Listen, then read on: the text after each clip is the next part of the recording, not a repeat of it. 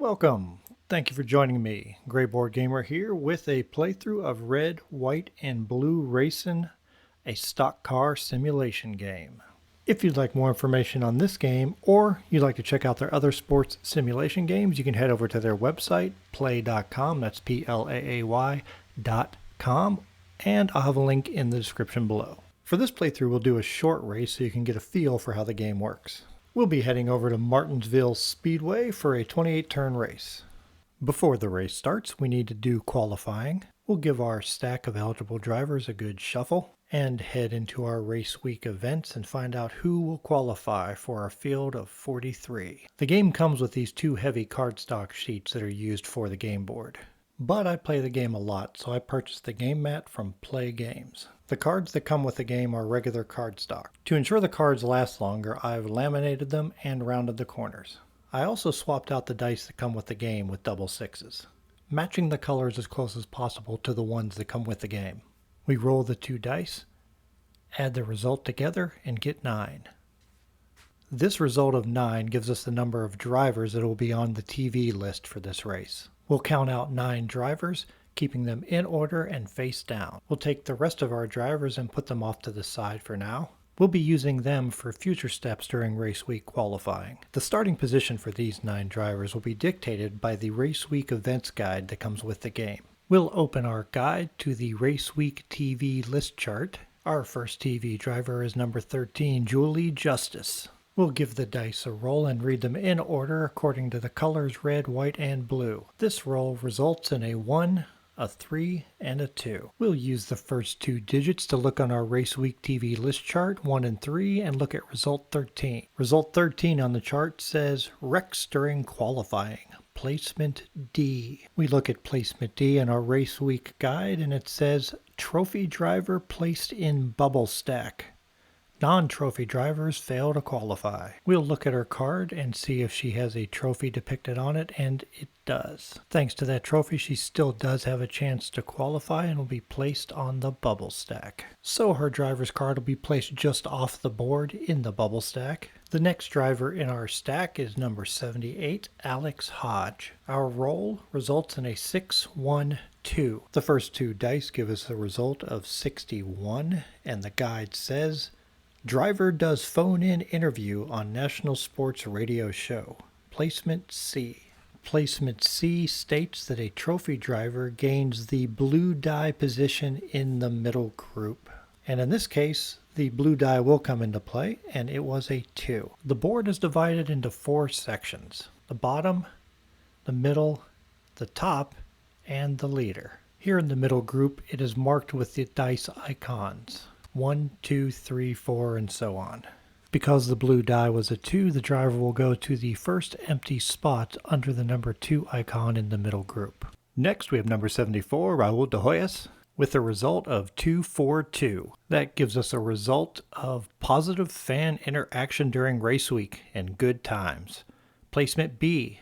If they were a gold driver, placement A. So there's no confusion. Here's the difference between a bronze trophy on the left and the gold trophy on the right. They look pretty close on screen, but it's easy to tell them apart in person. Placement B is trophy driver gains the blue die position in the top group, and in this case the blue die was a 2, allowing the driver to start in the 3rd position. The next driver, number 3, Aaron Hartley, made a cameo appearance in an episode of Fallout as one of the Vault Dwellers.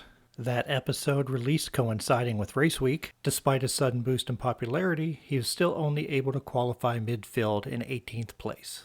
Next we had number 1, Kevin Pettis, who had a hot week in hot laps, earning him placement A plus a performance chip. Placement A for a driver with a silver trophy is the blue die position in the top group, which means Kevin will start in the 7th position. Next up, we had number 24, Cooper Mixon, who had a TV interview. I was telling Stevie that the car just didn't feel right, and that had something to do with it, for sure. That trouble will place him in the next spot in the bubble group. Our next TV driver is number 10, Evan Udick. Evan snagged a new sponsor for this race, got a little bit of extra publicity, and qualified 14th.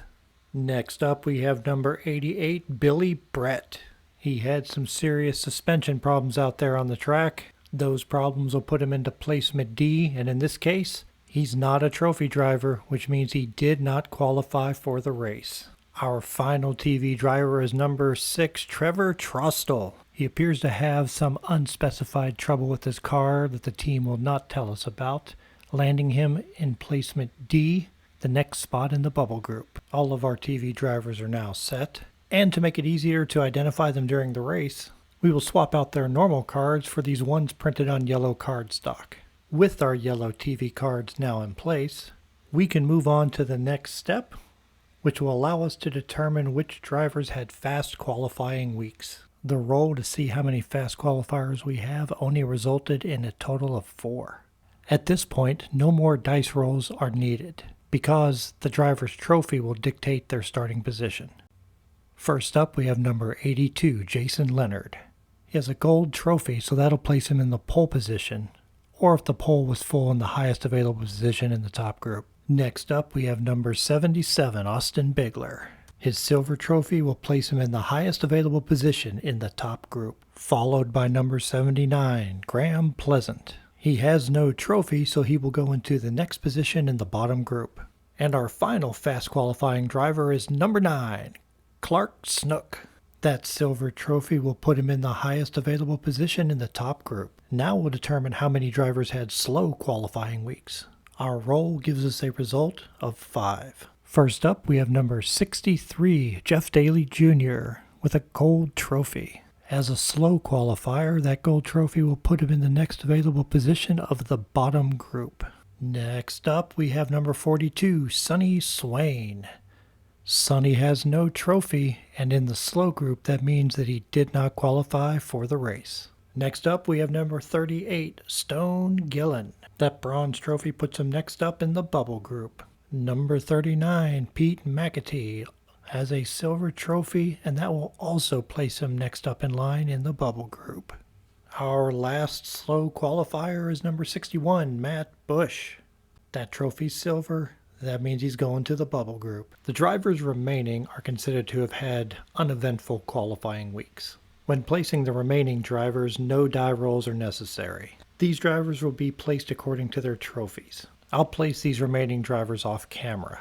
But so you know how it works, if the driver has a gold trophy, they'll go in the highest available position in the top group. If the driver has a silver trophy, they'll go in the highest available position in the middle group. If the driver has a bronze trophy, they'll go in the next position in the bottom group. And finally, drivers with no trophies will be in the next position in the bubble stack. Most of our field has been set with 6 open spots remaining. We'll fill those spots in with the drivers from the bubble group. Since we have 6 spots remaining, we'll start with the driver furthest to the right in the bubble group, count 6 over, and those 6 cars will round out our field of 43. After filling those 6 spots, any drivers remaining in the bubble group did not qualify. Race week is over, our field is set, and we are ready to race. Join me in the next video for our first race at Martinsville Speedway. Take care, everyone. See you soon.